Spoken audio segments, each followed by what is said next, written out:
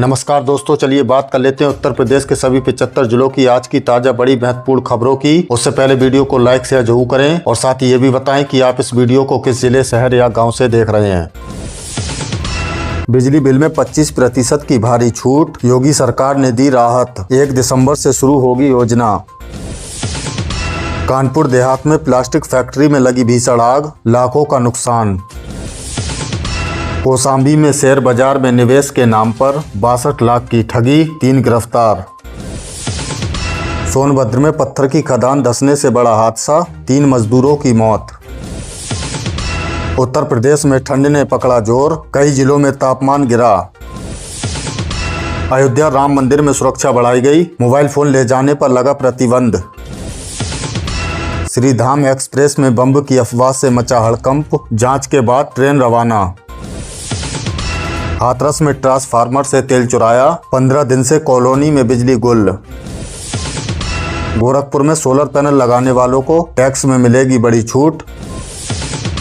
फतेहपुर में 23 साल पुराने लूट और मारपीट के मामले में 4 दोषी करार।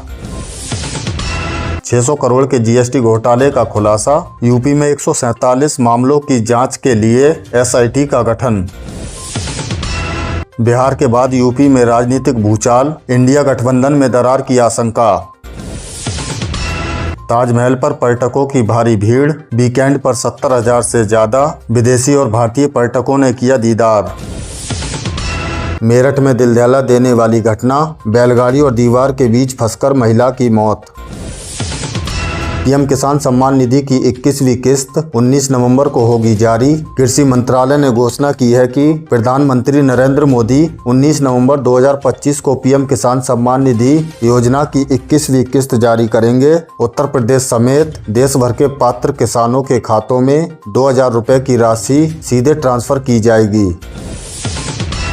उत्तर प्रदेश में 1262 पदों पर भर्ती प्रक्रिया शुरू, 15 नवंबर से आवेदन। राज्य सरकार ने विभिन्न विभागों में 1262 पदों पर भर्ती की घोषणा की है, जिसमें आवेदन 15 नवंबर 2025 से शुरू हो गए हैं।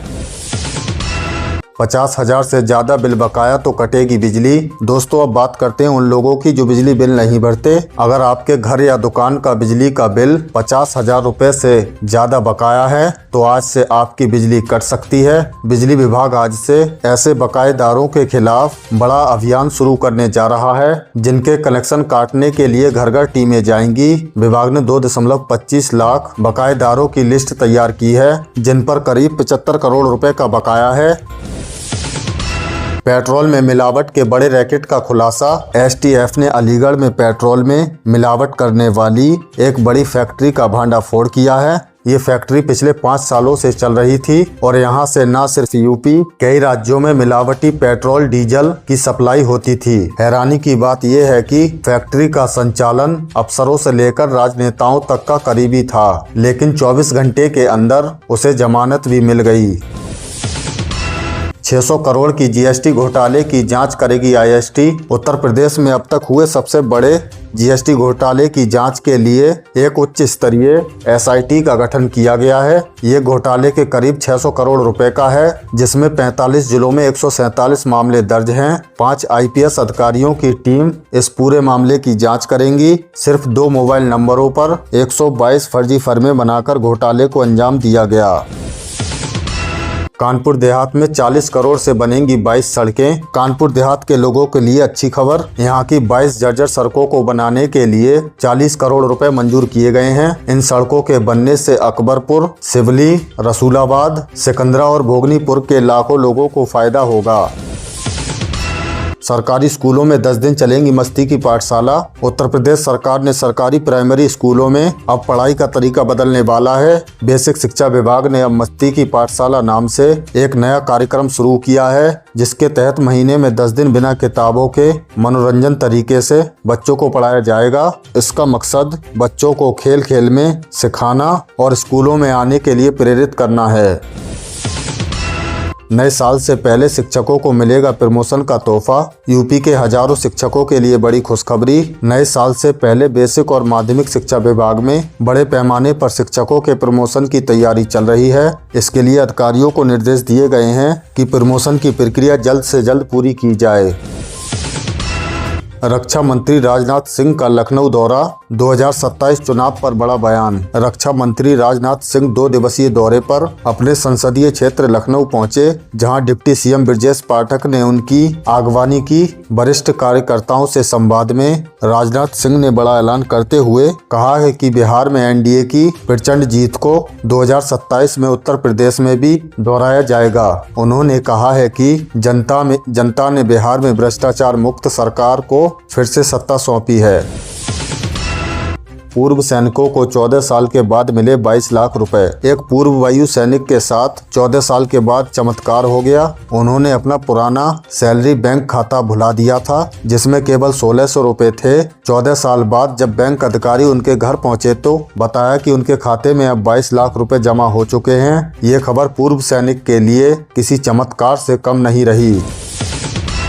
सोनभद्र खदान हादसे में मौतों का आंकड़ा 5 हुआ। ओबरा के बिल्ली मुरकुड़ी माइनिंग साइट पर शनिवार को हुए खदान धंसने की घटना में अब तक 5 मजदूरों की मौत हो चुकी है और 10 अभी भी मलबे में फंसे हुए हैं। एनडीआरएफ और एसडीआरएफ की टीमें बचाव कार्य में जुटी हैं, लेकिन भारी पत्थर और पानी के कारण काम में दिक्कत आ रही है। पुलिस ने कृष्णा माइनिंग वर्क्स के खिलाफ हत्या का मामला दर्ज कर लिया है। परिजनों का रो रो कर बुरा हाल है। सुल्तानपुर में वाहन चोर गिरोह का पर्दाफाश। कोतवाली देहात थाना क्षेत्र के बवनगवा भरोसा रोड पर गोमती नदी पुल के पास पुलिस ने वाहन चोर गिरोह के 2 साथियों को एनकाउंटर में पकड़ा। जौनपुर के निवासी अमरनाथ और अरसनाल के पैरों में गोली लगी है। दोनों को सामुदायिक स्वास्थ्य केंद्र लंबुआ में भर्ती कराया गया है। बदमाशों ने पुलिस पर फायरिंग की थी, जिसके बाद पुलिस ने आत्मरक्षा में जवाबी कार्रवाई की। लखनऊ में सीएम योगी का जनता दरबार। मुख्यमंत्री योगी आदित्यनाथ ने सोमवार को लखनऊ में जनता दरबार लगाया। सीएम योगी ने महिलाओं और बच्चों की समस्याएं सुनी और कई लोगों के लिखित आवेदनों की समीक्षा की। उन्होंने सभी को भरोसा दिलाया कि उनकी समस्याओं का जल्द समाधान होगा। इससे पहले रविवार को सीएम ने संभल में समीक्षा बैठक की और विकास कार्यों को तेज करने के निर्देश दिए। यूपी में ठंड का कहर, 13 जिलों में अलर्ट। मौसम विभाग ने प्रयागराज, आगरा, कानपुर समेत 13 जिलों में शीतलहर का येलो अलर्ट जारी किया है। न्यूनतम तापमान सामान्य से 3 से 6 डिग्री नीचे चला गया है। हालांकि मौसम विशेषज्ञों के अनुसार 17 नवंबर के बाद हवाओं की दिशा बदलने से ठंड में थोड़ी कमी आएगी। सुबह के समय कई जगह हल्का कोहरा छा रहा है। कानपुर में 20 साल का रिकॉर्ड टूटा है। गंगा एक्सप्रेस का काम पूरा होने की करार पर यूपी को जल्द एक और एक्सप्रेस वे की सौगात मिलने वाली है। मेरठ से प्रयागराज तक 594 किलोमीटर लंबी गंगा एक्सप्रेस वे का काम लगभग पूरा हो चुका है। इसी माह इस पर ट्रायल होगा और दिसंबर 2025 तक ये पूरी तैयारी हो जाएगी। इस एक्सप्रेस वे से मेरठ से प्रयागराज केवल 6 घंटे में पहुंचा जा सकेगा। आधार कार्ड अपडेट अब 14 जून 2025 तक पूरी तरह मुफ्त। UIDAI ने घोषणा की है कि 1 नवंबर 2025 से आधार कार्ड में नाम, पता, जन्मतिथि और मोबाइल नंबर जैसी जानकारी ऑनलाइन अपडेट की जा सकेंगी। ये सुविधा 14 जून 2026 तक निःशुल्क रहेगी। आयुष्मान भारत योजना के तहत अस्पतालों को 3,540 करोड़ का भुगतान। नोडल एजेंसी संचीज की सीईओ ने बताया है कि जनवरी 2025 से अब तक आयुष्मान भारत योजना के अंतर्गत प्रदेश के सभी सूचीबद्ध चिकित्सालयों को 3,540 करोड़ रुपए का भुगतान किया जा चुका है, जिससे लाभार्थियों को 5 लाख तक का मुफ्त इलाज मिल रहा है।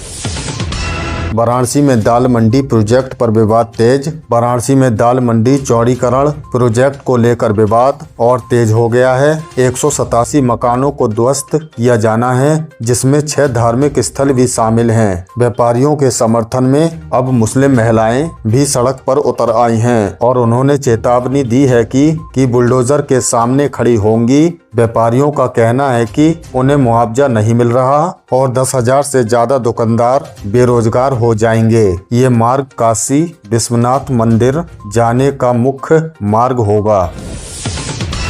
मथुरा सरकारी स्कूलों को मिला 4.92 करोड़ का इंडोर स्टेडियम। मथुरा के राजकीय विद्यालय में इंडोर स्टेडियम बनाने के लिए शासन से 4.92 करोड़ रुपए की स्वीकृति मिल गई है।